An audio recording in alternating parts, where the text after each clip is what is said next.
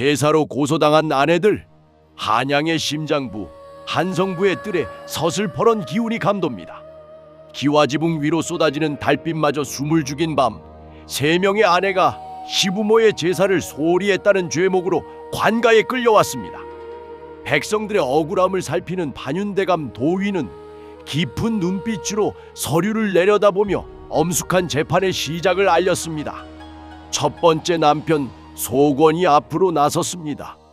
그는 억울함에 몸을 떨며 목소리를 높였습니다.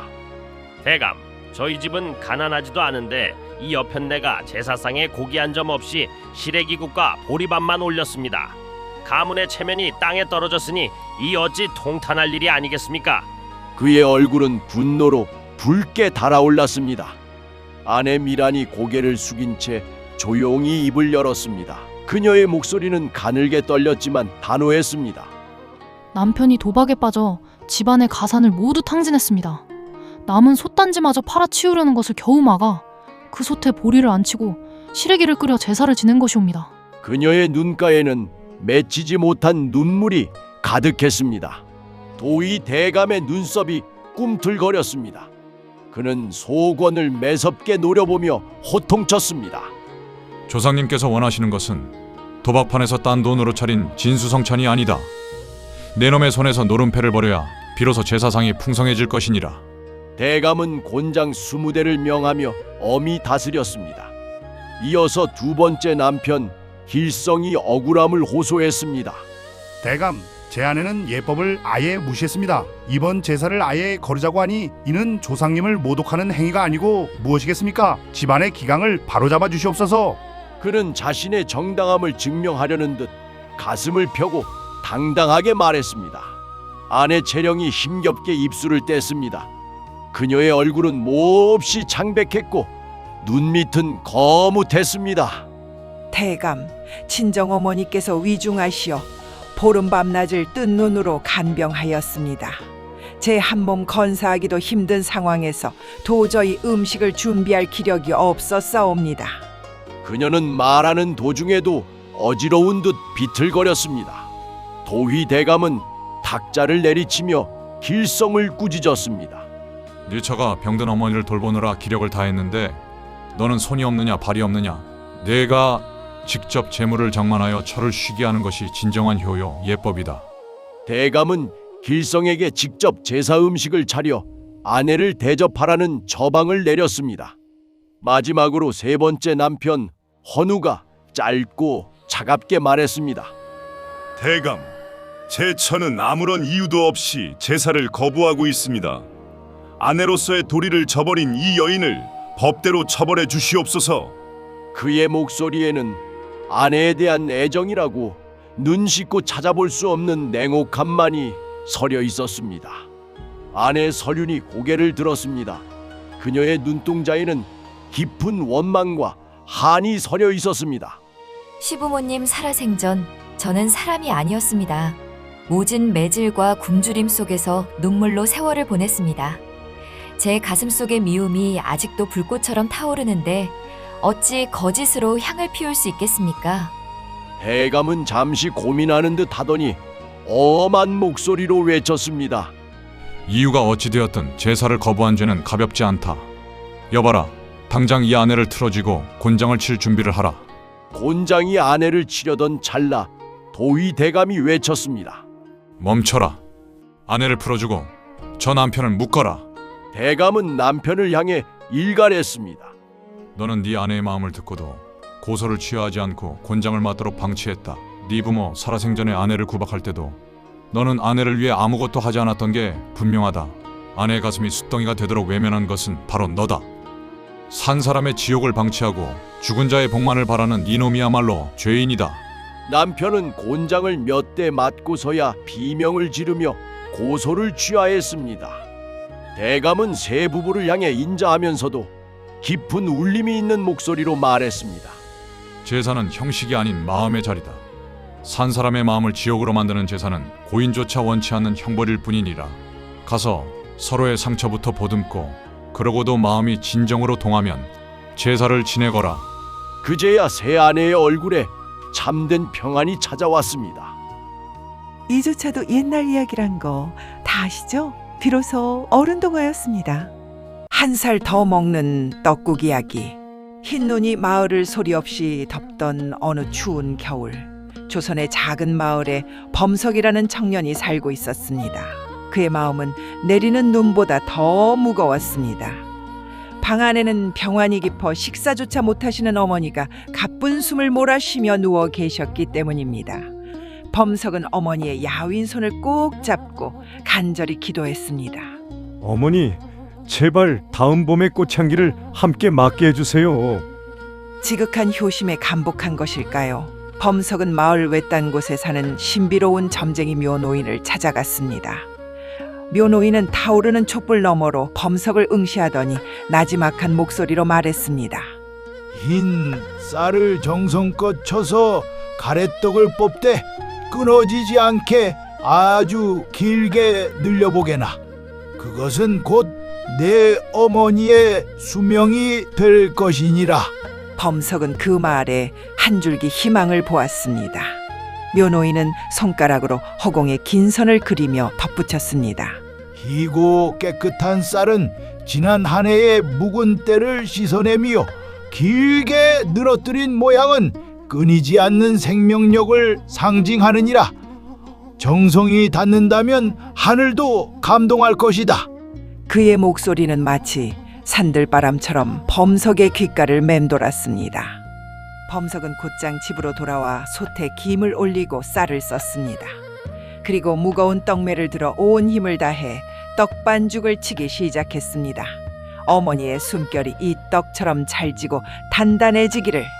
범석의 이마에는 땀방울이 맺혔고 그의 팔 근육은 매 순간 간절함으로 떨렸습니다. 쿵덕 쿵덕 소리는 정적을 깨고 마을로 퍼져나갔습니다. 잘 치대진 떡을 두 손으로 잡고 늘리기 시작하자 놀라운 일이 벌어졌습니다. 떡은 끊어질 듯 하면서도 범석의 손길을 따라 끝없이 길게 늘어났습니다. 마치 어머니의 생명줄이 다시 이어지는 것만 같았습니다. 범석은 눈물 어린 미소를 지으며 하얗고 매끄러운 가래떡을 정성스럽게 갈무리했습니다. 범석은 길게 뽑은 떡을 맑은 장국에 넣어 정성껏 끓여냈습니다. 김이 모락모락 나는 그릇을 들고 어머니의 머리맡으로 다가갔습니다. 한 숟가락 어머니의 입술을 적시자 신기하게도 어머니의 얼굴에 화색이 돌기 시작했습니다. 따뜻한 국물은 어머니의 얼어붙은 몸과 마음을 녹여주었습니다. 설날 아침이 밝았을 때 어머니는 자리에서 일어나 스스로 마당을 거닐 수 있게 되었습니다. 맑은 공기를 마시며 어머니는 말씀하셨습니다. 범석아, 내가 준 그 긴 가래떡 덕분에 내가 한 살을 더 얻었구나. 다시 태어난 것만 같구나. 두 사람은 떠오르는 태양을 바라보며 감사의 눈물을 흘렸습니다. 어머니가 완쾌하자 범석은 다시 묘노인을 찾아갔습니다. 노인은 웃으며 두 번째 조언을 건넸습니다. 이제 남은 떡을 엄동설안의 주위에 이틀간 말리게나. 그리고 그것을 엽전 모양으로 둥글게 썰어 사람들에게 팔아보게. 그들에게도 수명과 복을 나누어 주는 것이니라. 범석은 노인의 말대로 차가운 바람에 떡을 말린 뒤 정성껏 칼질을 시작했습니다. 딱딱하게 굳은 떡이 칼날 아래에서 둥글고 하얀 동전 모양으로 썰려 나갔습니다. 이것을 먹는 모든 이들이 부자가 되고 그들의 삶이 둥글둥글 순탄하기를. 범석의 손길에는 타인을 향한 축복이 담겨 있었습니다. 범석이 만든 떡국떡은 소문을 타고 전국으로 퍼져나갔습니다. 사람들은 새해마다 범석의 떡을 사기 위해 몰려들었고 범석은 큰 부자가 되었습니다. 하지만 그는 재물을 자신만을 위해 쓰지 않고 가난한 이웃과 나누었습니다. 사람들은 범석의 떡국을 먹으며 한 살을 더 먹고 복을 채운다라고 기뻐했습니다. 세월이 흘렀고 설날이면 가족이 한자리에 마주 앉아 떡국을 나누어 먹으며 지난 한 해 무사했음을 축하하며 한 해의 복을 기원하게 되었습니다. 아버지, 올해도 건강하세요. 긴 가래떡같이 오래오래 만수무강하세요. 그래, 우리 딸도 올해 복 많이 받거라. 떡국떡 같은 돈도 많이 벌어 부자 되거라. 오늘날 우리가 새해 첫날 먹는 떡국에는 이토록 깊은 사랑과 기원이 담겨 있습니다. 길게 늘린 가래떡은 무병장수를, 동그란 떡 조각은 풍요로운 재물과 복을 상징하지요. 김이 모락모락 나는 떡국 한 그릇을 비우며 우리는 서로의 안녕을 빕니다. 시청자 여러분, 새해 복 많이 받으시고 올 한 해 무병 건강하시고 부자 되세요. 진짜냐고요? 글쎄요, 비로소 어른동화였습니다. 저잣거리 장터 외침꾼. 조선의 해가 질 무렵 저잣거리는 활기로 가득 찼습니다. 그 중심에는 평생을 외침꾼으로 살아온 노인 춘식이 서 있었습니다. 그의 목소리는 단순히 정보를 전달하는 도구가 아니었습니다. 그것은 마을의 심장박동이었고 흩어진 마음을 하나로 묶는 보이지 않는 실이었습니다. 하지만 이제 그의 깊은 목소리에는 세월의 거친 숨소리가 섞여들기 시작했습니다. 기력이 다했음을 직감한 춘식은 은퇴를 선언했습니다. 그 소식에 평소 춘식을 그림자처럼 따르던 16살 고아 소년 가람이 조심스럽게 다가왔습니다. 가람은 춘식의 낡은 묵체를 소중히 바라보며 자신이 그 뒤를 잇고 싶다는 간절한 소망을 전했습니다. 춘식은 소년의 눈 속에서 타오르는 진실한 불꽃을 보았습니다. 하지만 저잣거리 사람들의 생각은 달랐습니다. 그들은 가람의 초라한 행색과 가녀린 체구를 보며 혀를 찼습니다. 저런 어린애가 어떻게 우리 시장의 무게를 감당하겠나? 사람들은 소년의 진심 대신 겉모습만을 보았습니다. 가람은 고개를 숙였고 사람들의 차가운 시선은 소년의 가슴에 생채기를 냈습니다. 결국 사람들은 건장한 30살 청년 상필을 새로운 외침꾼으로 뽑았습니다. 상필은 넓은 어깨와 우렁찬 목소리를 가졌지만 그 목소리에는 타인을 향한 배려가 없었습니다. 춘식은 씁쓸한 미소를 지으며 상필에게 북채를 넘겨주었지만 상필은 그것을 그저 권세의 상징으로만 여겼습니다.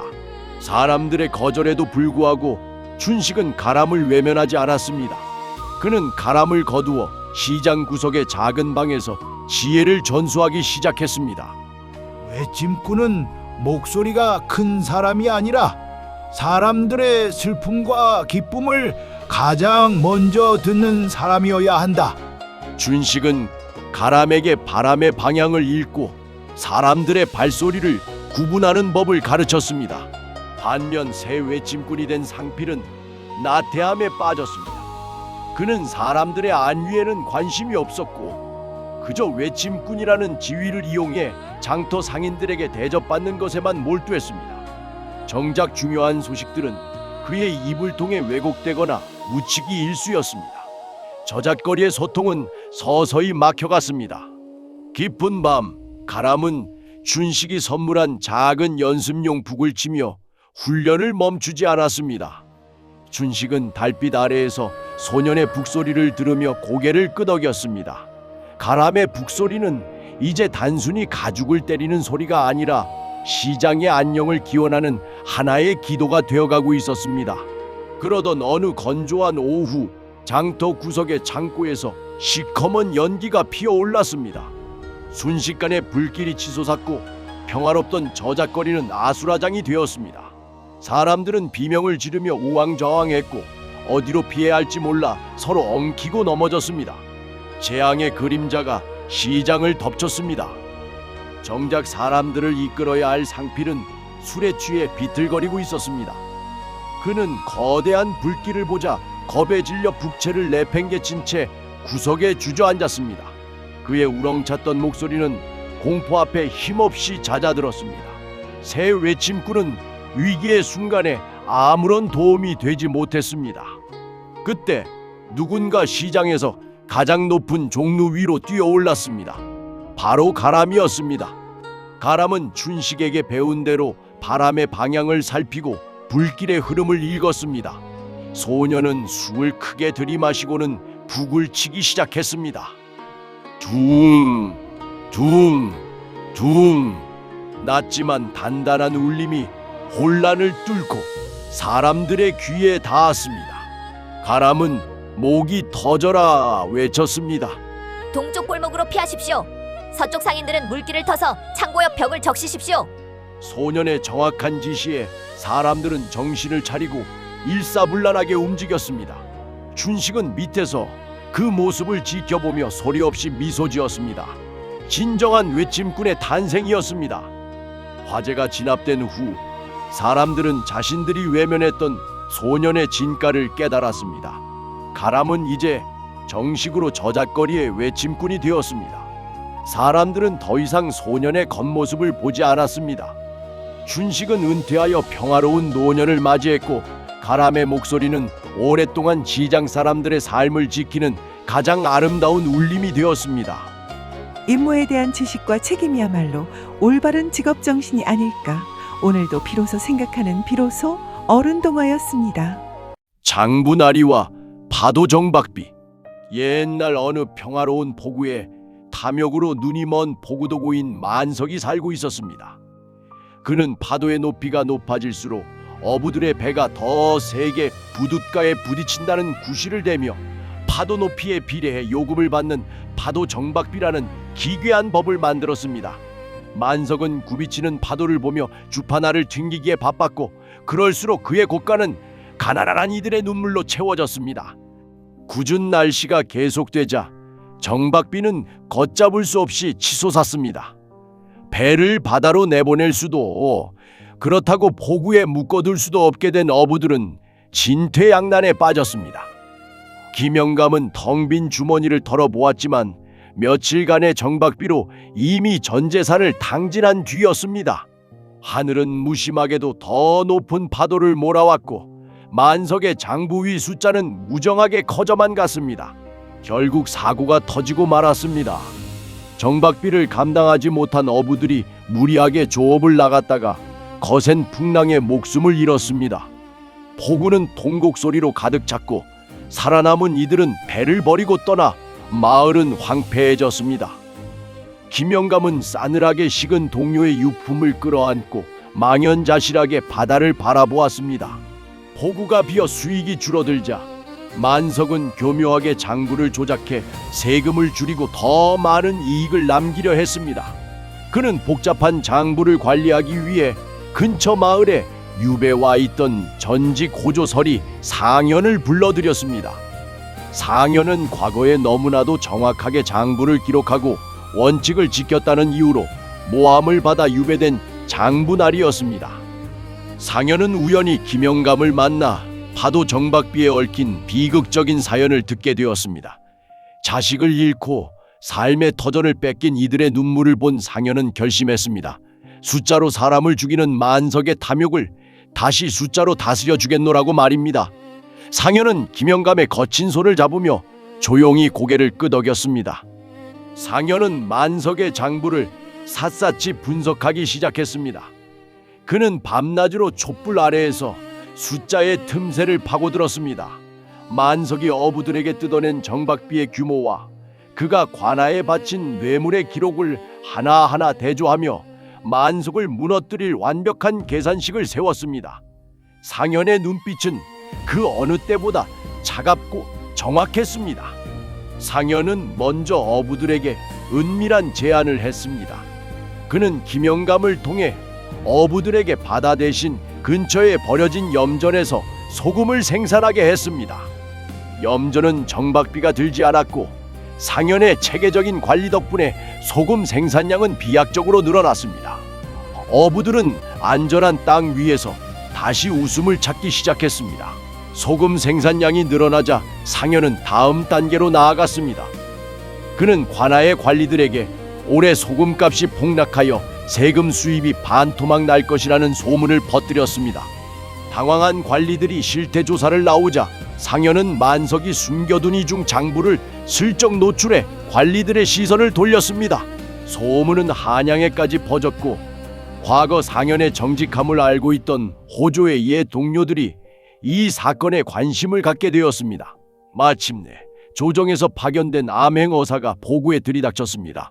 상현은 그동안 모아온 파도 정박비의 불법성과 만석의 횡령 증거가 담긴 완벽한 장부를 어사에게 넘겼습니다. 만석의 탐욕은 결국 그를 파멸로 이끌었습니다. 모든 비리가 드러난 만석은 보졸들에게 끌려가 옥에 갇혔습니다. 파도 정박비는 즉시 폐지되었고 마을 사람들은 환호했습니다. 하지만 상현은 여기서 멈추지 않았습니다. 이미 잃어버린 어부들의 재산과 목숨에 대한 보상이 빠져 있었기 때문입니다. 상현은 김영감을 비롯한 마을 어른들을 설득해 관할을 상대로 조업 중단 투쟁을 벌였습니다. 부당하게 걷어간 정박비를 돌려받기 전까지는 소금도 생선도 내어줄 수 없다는 단호한 입장이었습니다. 상현의 치밀한 논리에 밀린 사또는 결국 피해 보상과 환급 그리고 붕어 지원비 지급을 약속하는 문서에 직인을 찍었습니다. 모든 일이 해결된 후 상현의 유배도 풀리게 되었습니다. 그는 마을을 떠나며 김영감에게 마지막 인사를 건넸습니다. 숫자는 거짓말을 하지 않지만 사람이 숫자로 장난을 치면 결국 그 숫자에 스스로 발등을 찍히는 법입니다. 상현은 석양을 등지고 유유히 사라졌고 포구에는 다시 평화로운 파도 소리만이 울려 퍼졌습니다. 주판알은 탐욕이 아니라 정직한 셈을 위에 튕기는 것이 제 가치란 걸 오늘도 비로소 알아가는 비로소 어른동화였습니다. 세신과 삼신할매. 먼 옛날 온하늘의 주인인 옥황상제와 저승을 다스리는 염라대왕이 앉아 술잔을 기울입니다.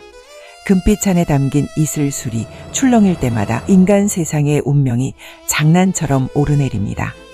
인간이란 그저 우리가 준 제주에 휘둘리는 가련한 존재일 뿐이지. 옥황이 호기롭게 웃으며 말하자 염라도 검은 도포자락을 휘날리며 고개를 끄덕입니다. 그들은 인간의 그릇이 과연 무엇으로 채워지는지 내기를 걸기로 합니다. 그때 푸른 물결을 가르고 용공의 주인 용왕이 나타납니다. 제주라, 그것만큼 인간을 시험하기 좋은 것도 없지요. 세신의 오만한 웃음소리가 하늘에 진동할 때 아이들의 점지를 맡은 삼신할매가 나타납니다. 그녀의 눈빛은 깊은 밤처럼 고요하지만 신들의 가벼운 내기가 맞듣지 않은 듯 입술을 굳게 다뭅니다. 신들은 그녀에게 가난한 선비의 집에 새 쌍둥이를 점지하고 각기 비범한 능력을 내리라 명합니다. 삼신할매의 손끝에서 세 개의 빗줄기가 내려와 초가집 지붕에 머뭅니다. 첫째, 힘 많은 바위를 솜사탕처럼 가볍게 드는 힘을 가졌고, 둘째, 사시는 죽은 자들의 은밀한 속삭임을 듣게 되었습니다. 셋째, 섭리는 자연의 흐름과 방향을 읽는 재주를 가지게 되었습니다. 가난했던 집안의 울음소리가 번지지만 신들은 그저 자신들이 설계한 재주가 어떻게 꽃피울지만을 내려다보며 흥미로워할 뿐입니다. 하지만 삼신할매는 신들의 오만함을 경계했습니다. 그녀는 새 아들 뒤에 몰래 막내딸 심신을 숨겨 점지했습니다. 심신에게는 바위를 들 힘도, 귀신의 소리를 듣는 귀도, 자연을 보는 눈도 없었습니다. 오직 세상을 온전히 바라보는 맑은 눈동자와 타인의 아픔을 제 것처럼 느끼는 순수한 마음뿐이었죠. 삼신할매는 아기의 이마를 어루만지며 속삭였습니다. 너야말로 이 집의 진정한 기둥이 될 게다. 세월이 흘러 소년이 된 아들들은 제주의 감옥에 갇히고 말았습니다.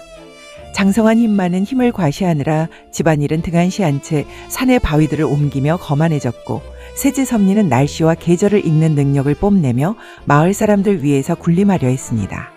제주는 축복이었으나 그들의 마음속에는 타인을 향한 배려 대신 자신들만의 성벽이 쌓여갔습니다. 둘째 사시는 늘 무덤가에서 죽은 자들의 원망을 듣느라 성격이 뒤틀려 버렸습니다. 형제들은 서로의 재주가 제일이라며 다투었고, 집안은 늘 고함과 무시로 가득했습니다. 섭리는 형들을 비웃으며 말했습니다. 당장 내일 비가 올지도 모르는 무지한 인간들 같으니. 형제들의 오만함이 커질수록 그들을 지켜보는 부모님의 주름은 깊어만 갔습니다. 오빠들이 재주를 뽐내느라 어지럽힌 자리를 치우는 것은 늘 심신의 몫이었습니다. 심신은 묵묵히 마당을 쓸고 오빠들의 거친 말들에 상처받으면서도 먼저 따뜻한 숭늉 한 사발을 내밀었습니다. 힘만이 무거운 바위를 옮기다 발을 다쳤을 때 그의 상처를 가장 먼저 발견하고 눈물을 흘리며 약을 발라준 것도 특별한 능력 하나 없는 막내 여동생이었습니다. 그러던 어느 날 세신이 다시 회합하는 날이 있었습니다. 새 쌍둥이가 어찌 되었는지 궁금해져서 이들에게 시련을 줘서 능력을 보고 내기를 마무리하자는 제안이 나왔습니다. 옥항과 염라가 먼저 도적대를 이들에게 보내보자고 제안을 내어놓았습니다. 도적대가 삼형제의 마을을 습격했고 첫째와 둘째가 호기롭게 먼저 나섰습니다. 힘 많은 바위를 굴려 도적을 위협하려 했으나 큰 바위를 찾으러 가는 도중 도적들이 쳐놓은 함정을 밟고 잡혀버렸습니다. 둘째 사신은 귀신을 불러 겁을 주어 쫓으려고 했으나 어둠 속 산중에서 잔뼈가 굵은 도적들에게 귀신은 무서움의 대상조차 되지 못하고 사신마저 잡혀버렸습니다. 첫째와 둘째가 도적들의 포박되는 모습을 지켜보던 셋째 섭리가 막내 심신과 상의를 했습니다. 본인은 자연의 흐름을 보는 데는 익숙하지만 사람들을 다루는 데는 방법이 없다면서 부들부들 떨기만 했습니다. 이때 심신이 자기에게 생각이 있다면서 따뜻한 밥과 음식을 준비해 보자기에 싸기 시작했습니다. 심신은 산적들의 야영지로 갔습니다. 그리고 말했습니다. 원래 양민들이었던 걸로 알고 있는데 우리도 양민들이다. 자신의 오빠 둘이 잡혀 있는데 어린 호기에 그런 것이니 이 음식을 드시고 마음을 삭혀달라 간곡히 청을 했습니다. 도적대장은 소녀의 마음 씀씀이와 자신을 무서워하기는커녕 대접할 대상으로 여기는 마음이 가상하여 두 형제를 모두 풀어주고 이들 마을은 더 이상 건드리지 않겠다 약조했습니다. 이 모습을 본 셋이는 막내 심신이 그냥 자신들의 내기를 회방 놓는 깜찍한 아이로만 여겨졌습니다. 세 형제 모두 제 기량을 제대로 쓰지 못했지만 우열 또한 가릴 수 없기에 무승부라 생각했습니다. 셋이는 내기를 계속할 다른 방도를 궁리했습니다. 이때 용왕이 나섰습니다. 이번엔 사람의 마음과 상관없는 자연재해를 가지고 시험해보자고 했습니다. 자신이 재능을 준 섭리가 다소 유리할 거라 판단하고 이번 문제는 용왕이 내기로 했습니다. 대지에 거대한 재앙이 닥쳤습니다. 바다를 뒤흔들었고 섭리의 예측을 뛰어넘는 기이한 폭풍이 몰아쳤습니다. 섭리는 자연을 읽지 못해 당황했고 힘만의 힘은 쏟아지는 산사태 앞에 무력했습니다. 사신은 죽음의 비명에 압도되어 귀를 막고 쓰러졌습니다. 제주에 의지하던 형제들은 공포 앞에서 길을 잃었습니다. 위기의 순간 심신은 오빠들의 손을 하나하나 맞잡았습니다. 오빠들의 재주는 서로를 지키라고 있는 거야. 힘은 무너진 벽을 세우고 귀는 가족의 울음을 듣고 눈은 우리가 나갈 길을 찾아야 해. 심신의 목소리는 작았지만 그 안에 담긴 진심은 폭풍보다 강했습니다. 사신은 비로소 귀신이 아닌 동생의 떨리는 목소리에 집중했고 형제들은 처음으로 서로의 눈을 바라보았습니다. 심신의 인도 아래 힘만은 무너지는 석가래를 몸으로 버텼고 섭리는 바람의 결을 찾아 피할 곳을 안내했습니다. 소리는 가족들의 불안한 숨소리를 들으며 모두가 함께 있음을 확인시켜 주었습니다. 특별한 능력은 없었으나 오빠들의 마음을 하나로 묶은 심신의 헌신 덕분에 집안은 무너지지 않았습니다. 재앙이 물러간 뒤 형제들은 제주보다 소중한 것이 무엇인지 깨달았습니다. 하늘 위에서 이 광경을 지켜보던 셋이는 부끄러움에 고개를 숙였습니다. 자신들이 내린 화려한 재주는 인간을 오만하게 만들었을 뿐이지만 삼신할매가 내린 평범한 진심은 절망 속에서 기적을 일궈냈기 때문입니다. 옥황은 금잔을 내려놓았고 염라는 어둠 속으로 숨어들었습니다. 신들의 내기는 인간의 숭고한 본성 앞에 완패하고 말았습니다. 신들은 삼신할매에게 사과하며 이후 생명의 점지에 관한 모든 권한을 그녀에게 넘겼습니다. 삼신할매는 이제 인자한 미소를 지으며 온 세상 아이들에게 제주와 함께 따뜻한 마음 한 조각을 섞어보냅니다. 심신의 집 마당에는 이제 웃음소리가 끊이지 않고 셋이는 더 이상 인간의 능력을 시험하지 않게 되었습니다. 진정한 힘은 비범함이 아니라 평범한 사랑에 있다는 것을 그들도 알게 되었으니까요. 초능력이 갖고 싶으신가요? 진심을 갖고 타인의 마음을 움직이는 것보다 더한 초능력이 있을까요? 비로소 어른동화였습니다. 악덕지주와 황금마차, 몇 해째 가뭄이 심한 한 고을이 있었다. 노는 갈라지고 우물은 바닥을 드러냈다.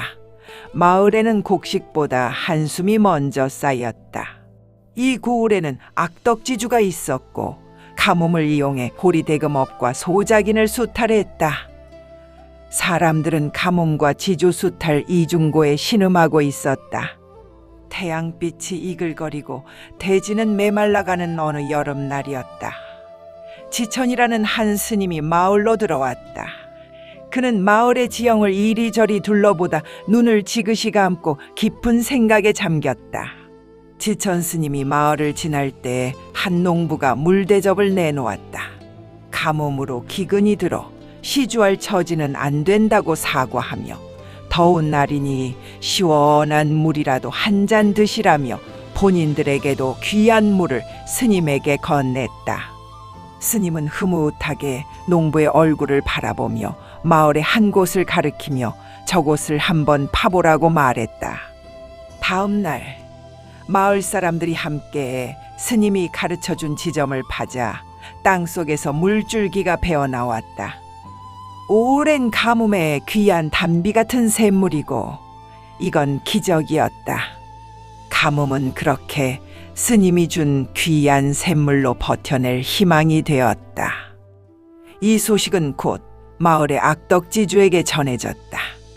가뭄이 계속되어야 사람들이 돈을 못 갚고 그들의 전답을 빼앗아 소작인을 자꾸 늘려가야 하는 지주 입장에서 스님이 괘씸하기도 했지만 한편으로는 스님의 신묘한 재주가 담이 났다.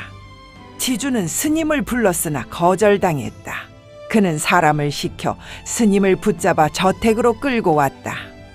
지주는 진수성찬을 차리고 좋은 방을 내주었다.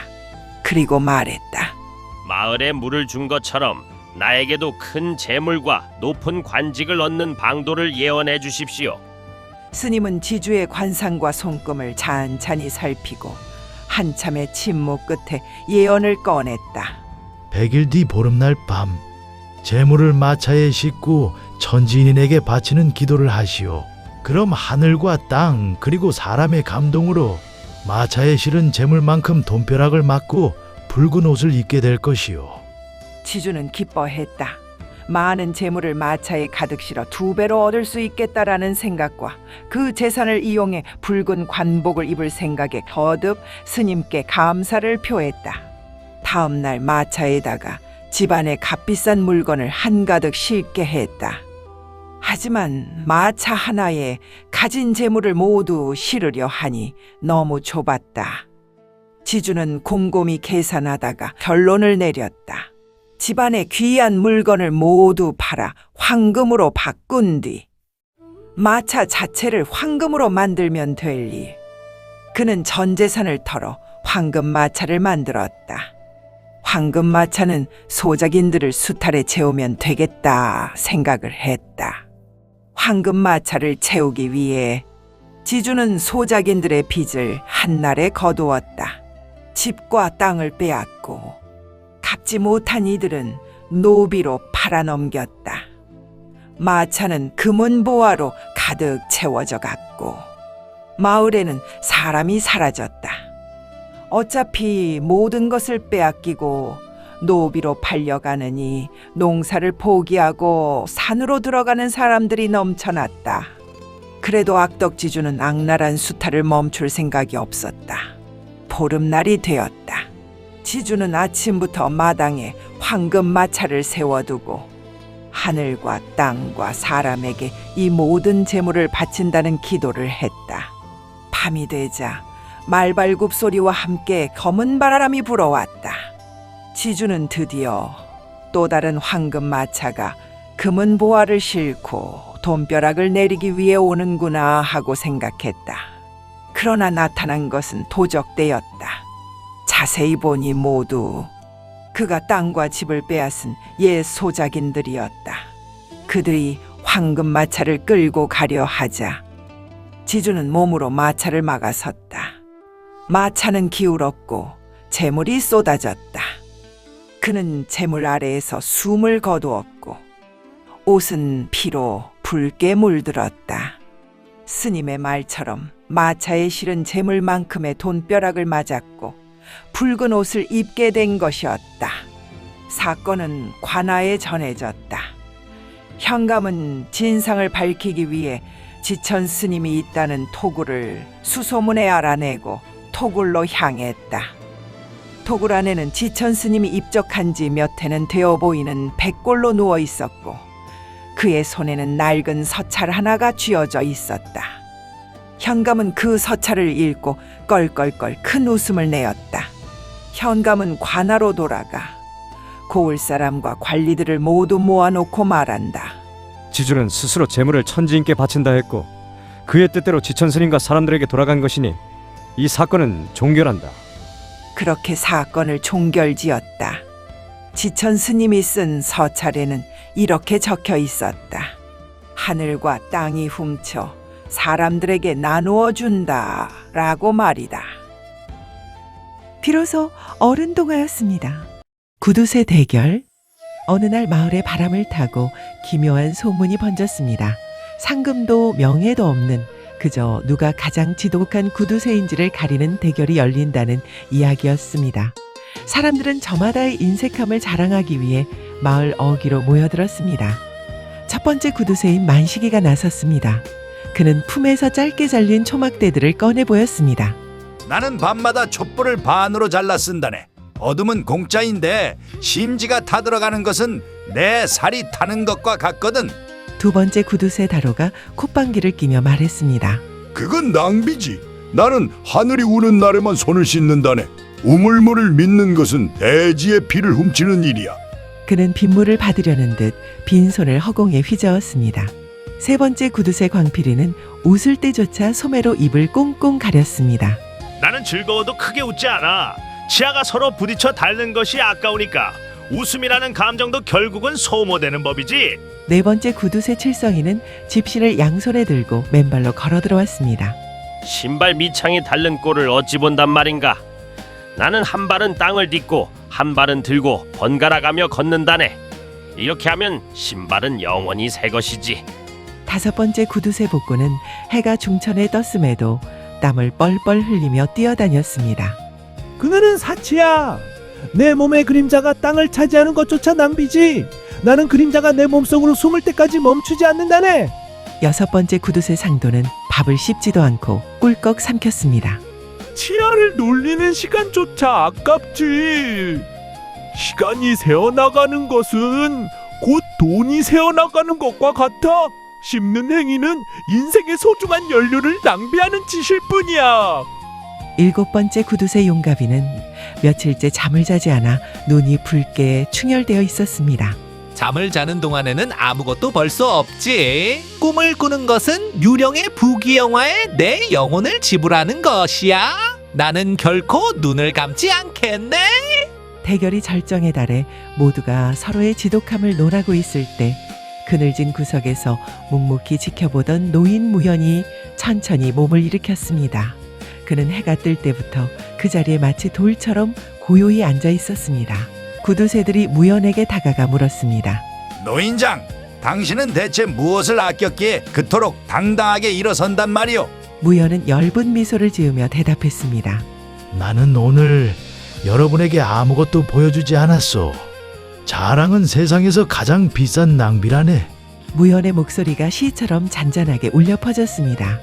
내가 무엇을 가졌는지 무엇을 아꼈는지 남에게 알리는 순간 그 귀한 마음은 이미 허영이라는 구멍으로 다 쏟아져 버린 것이지.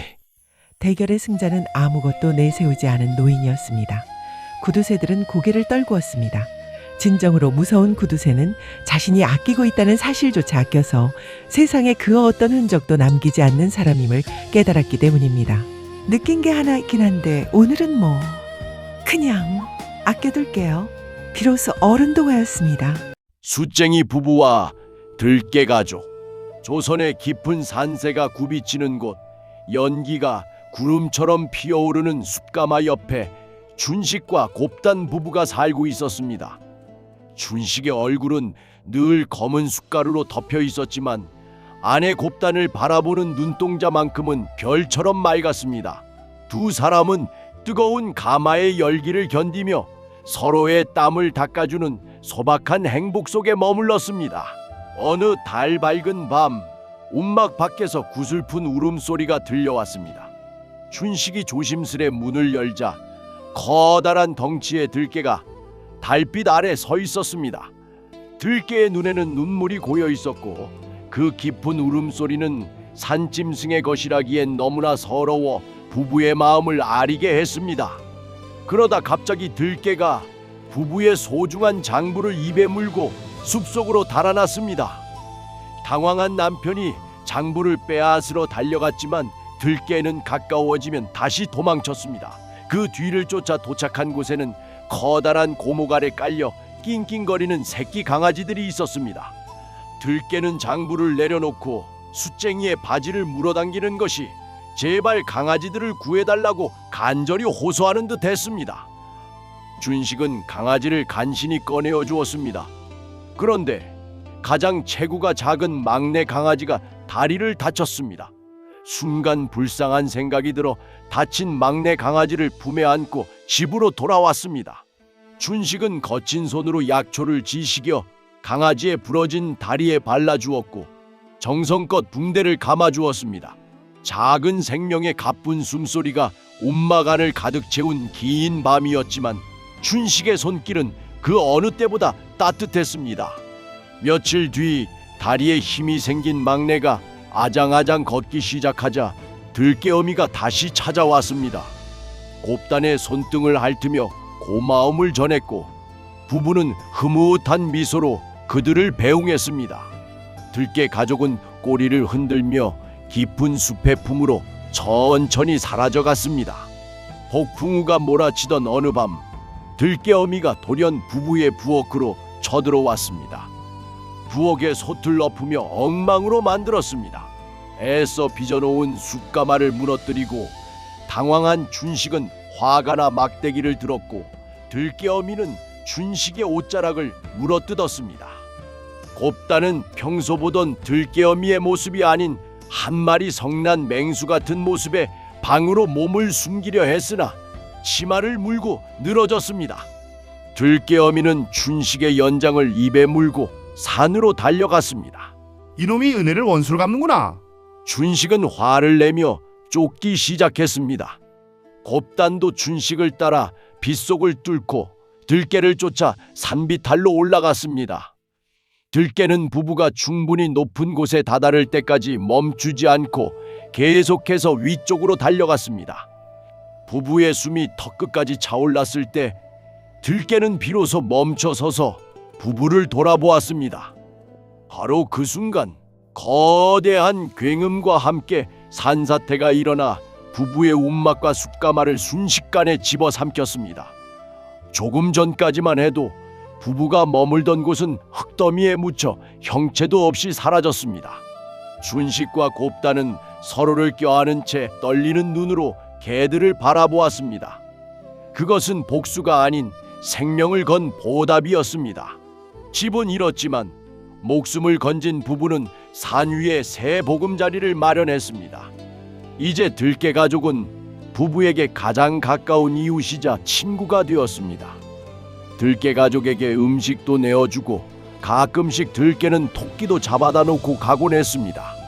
강아지들도 산속에서 들깨가 되기 위한 어미의 혹독한 훈련에 열중이었고 무럭무럭 자라고 있었습니다. 그러던 어느 날 평화롭던 숲에 낯선 사냥꾼이 나타났습니다. 맹수를 잡기 위해 끌고 온 사냥개들의 소리가 산골짜기의 정적을 한순간에 깨놓았습니다. 검고 사나운 사냥개들을 앞세운 사냥꾼은 산중을 누볐고 사냥개들은 숫쟁이 부부의 숫가마까지 달려왔습니다. 무서운 사냥개 한 마리가 곱단에게 달려들었습니다. 순식간이라 미처 피하지 못하던 차에 어디선가 쏜살같이 들깨어미가 달려와 사냥개를 덮쳤습니다. 다른 사냥개들이 합세하면서 싸움은 치열해졌습니다. 사냥꾼이 달려와 간신히 사냥개들을 진정시키고 숫쟁이 부부에게 사과를 했습니다. 하지만 들깨어미는 피투성이가 되어 온몸이 만신창이가 되어 준식의 품에서 숨을 거두었습니다. 다음날 부부는 들깨어미를 양지 바른 곳에 묻어주었고 들깨 강아지들을 거두어 보살피고 한 가족이 되었습니다. 세월이 흘러 강아지들은 어느덧 늠름한 성견이 되어 부부의 곁을 든든히 지키고 있습니다. 곱단과 준식은 생각했습니다. 은혜는 갚는 것이 아니라 누군가의 가슴 속에 남기는 것이구나. 산등성이에 걸린 달빛이 오늘따라 유난히 따스하게 부부와 들깨들을 비추고 있었습니다. 비로소 어른동화였습니다. 세 남자의 논공 행상, 황금빛 곡식이 파도치는 나주 평야의 끝자락, 거대한 기와집에 깊은 시름이 고였습니다. 만석군의 외동딸 연화는 원인 모를 병에 걸려 마치 뿌리 뽑힌 꽃처럼 시들어갔습니다. 만석군은 딸의 창백한 손을 잡고 눈물을 흘릴 뿐이었습니다. 그때 먼 길을 걸어온 노스님 해안이 대문을 두드렸습니다. 남해의 외딴 섬에만 천년에 한 번 피는 소명초만이 이 아이를 살릴 수 있습니다. 만석군은 당장 방을 붙였습니다. 누구든 소명초를 구해오는 자에게 딸과의 혼인을 허락하겠노라. 그러나 몇 날 며칠이 지나도 소명초를 구해오는 이가 없었습니다. 그때 전국을 누비벼 모르는 게 없다는 장사꾼 범구가 방을 보았습니다. 자신이 남해의 한 섬을 들렸다가 소명초를 찾아 말려 간직하고 있는 청년이 있다는 소문을 들었던 것이 떠올랐습니다. 범구는 즉시 선장 무영을 찾아갔습니다. 무영에게는 거친 파도를 달리는 바람보다 빠른 배가 있었습니다. 무영, 자네의 배가 필요하네. 두 남자는 돛을 높이 올리고 거대한 파도가 춤추는 바다를 향해 용맹하게 나아갔습니다. 안개를 뚫고 도착한 섬에서 그들은 말린 소명초를 가진 섬청년 이원을 만났습니다. 범구와 무영은 이원에게 그간의 사정 이야기를 하며 소명초를 내어줄 것을 부탁했습니다. 이원은 말했습니다. 누군가의 생명이 꺼져가고 있다면 이것은 더 이상 제 것만이 아닙니다. 세 남자는 무영의 배에 몸을 실었습니다. 이원은 품 안에 소명초를 감싸 안고 만석군의 집으로 향했습니다. 배는 하얀 거품을 꽃처럼 피워내며 나주를 향해 쏜살같이 달렸습니다. 저택에 도착하자마자 그들은 약초를 다려 연화의 입술에 흘려 넣었습니다. 그러자 기적처럼 그녀의 뺨에 붉은 생기가 돌기 시작했습니다. 연화는 천천히 눈을 떴고 만석군은 환희에 찬 표정으로 깨어난 딸을 껴안았습니다. 연화가 건강을 되찾자 마당에서는 소란이 일었습니다. 누가 딸 연화를 차지할 것인가를 두고 논공행상이 벌어졌습니다. 장사꾼 범군은 자신이 소명초가 있는 곳을 찾지 못했다면 이 자리는 없었을 거라 말했습니다. 선장 무영은 자신의 빠른 배가 없었다면 연화는 이미 저승사람이 되었을 거라 말했습니다. 섬청년 이원은 결과적으로 소명초를 말려 보관했던 사람은 나이니 딸 연화는 나에게 달라고 말했습니다. 세 사람의 말이 모두 일리가 있어 만석군이 난감해하고 있던 차에 그때 묵묵히 지켜보던 해안 스님이 말했습니다. 세 사람 모두 공이 크다. 하지만 따님을 셋으로 나눌 수는 없는 법이니 굳이 한 사람을 결정하자면 섬청년에게 딸을 주는 것이 맞다. 단호한 선언에 다들 놀랐습니다. 만석군이 스님에게 이유를 물었습니다. 과정도 중요하지만 결과도 같이 봐야 합니다. 이 일로 장사꾼은 만석군 거래처를, 선장은 큼지막한 고객을 얻게 되었습니다. 두 사람은 얻은 게 있지 잃은 게 없습니다. 하지만 섬청년은 유일하게 자신이 간직하던 소명초를 잃었지 않소? 스님의 판결에 범구와 무영은 물론 자리에 함께한 모든 이들이 수긍을 했습니다. 만석군은 장사꾼과 선장에게 수천 가마의 쌀을 보상으로 내렸고 감사를 표하며 앞으로 지속적인 거래를 하자고 약조하였습니다. 두 사람은 기쁜 마음으로 물러났습니다. 만석군은 섬청년 이원을 사위로 삼았습니다. 나주 평야 위로 지는 노을 속에서 이원과 연화는 나란히 서서 서로를 바라보았습니다. 이들의 인성이나 성격이 어떤지 알려진 바가 없어 잘 살았는지 어떤지는 잘 모르겠으나 이 순간만큼은 공평한 결정에 만족해하며 세상 더없이 행복해 보인 것만은 사실입니다. 과정과 결과를 보지 않는 똑같은 논공 행상은 공평한 게 아니라 게으른 거란 걸 오늘도 비로소 배워가는 비로소 어른동화였습니다. 고려장 민담의 탄생. 고려장. 정식 역사서나 조선 왕조실록 그 어디를 보아도 늙은 부모를 버렸다는 잔인한 풍습의 기록은 존재하지 않습니다. 그러나 사람들에 의해서 입으로 전해지는 민담의 세계에서는 고려장이라는 이름의 비극이 마치 사실처럼 뿌리를 내리고 있습니다. 이 이야기는 역사가 아닌 비겁한 변명이 어떻게 전설이 되었는지에 대한 기록입니다. 어느 안개 낀 이른 아침, 기억의 조각을 잃어버린 노인 덕보는 집을 나섰다가 길을 잃고 말았습니다. 그는 자신이 누구인지 어디로 가야 하는지도 잊은 채 마을 어귀의 커다란 느티나무 아래 멍하니 앉아 있었습니다. 그의 눈동자에는 자욱한 안개만이 가득했습니다. 마을 사람들인 아름과 비식은 나무 아래 앉아있는 덕보를 발견했습니다. 걱정스러운 눈빛도 잠시, 그들은 이내 자극적인 추측을 내놓기 시작했습니다. 저 노인네 아들이 결국 버린 모양이야. 요즘 세상이 흉흉하더니 정말 천벌을 받을 일이지. 근거 없는 소문은 안개보다 빠르게 마을 전체로 퍼져나갔습니다. 소문은 꼬리에 꼬리를 물고 고을 관아에까지 닿았습니다. 엄격하기로 소문난 사또는 이 반인륜적인 사건을 묵과할 수 없었습니다. 그는 즉시 서리에게 명하여 사건의 진상을 조사하고 부모를 버린 자식을 잡아들여 엄벌에 처하라고 명했습니다. 그러나 진실은 소문과 전혀 달랐습니다. 덕보의 아들 길람은 사라진 아버지를 찾기 위해 신발이 헤어지도록 산과 들을 헤매고 있었습니다. 조사를 하던 관원들이 길람을 발견했을 때 그는 아버지를 다시 만났다는 기쁨에 목 놓아 울며 덕보를 등에 업고 있었습니다. 유기는커녕 지극한 효심이 드러난 순간이었습니다. 소문이 거짓임이 밝혀지자 사또는 허위 사실을 유포하여 평범한 가족의 명예를 훼손한 마을 사람들을 불러 모았습니다. 사또는 가장 먼저 유언비어를 퍼뜨린 아름을 향해 호통을 치며 곤장령을 선고했습니다. 마을 광장에는 무거운 긴장감이 감돌았습니다. 처벌을 받고 풀려난 이들은 자신들의 경거망동을 반성하기는커녕 비난의 화살을 피할 궁리를 했습니다. 그들은 주막에 모여 술잔을 기울이며 핑계거리를 만들어냈습니다. 우리 잘못이 아니야. 원래 옛날부터 늙은 부모를 산에 버리는 풍습이 있었다고 하지 않았나? 우린 그저 그 풍습을 떠올린 것뿐이라고. 마침 고을을 지나던 광대패의 대장 판석은 이 흥미로운 광경을 지켜보고 있었습니다. 그는 사람들이 비극적인 이야기에 얼마나 쉽게 현혹되는지 잘 알고 있었습니다. 판석은 마을 사람들의 변명에서 영감을 얻어 부모를 버리는 슬픈 아들의 이야기를 공연으로 만들기로 결심했습니다.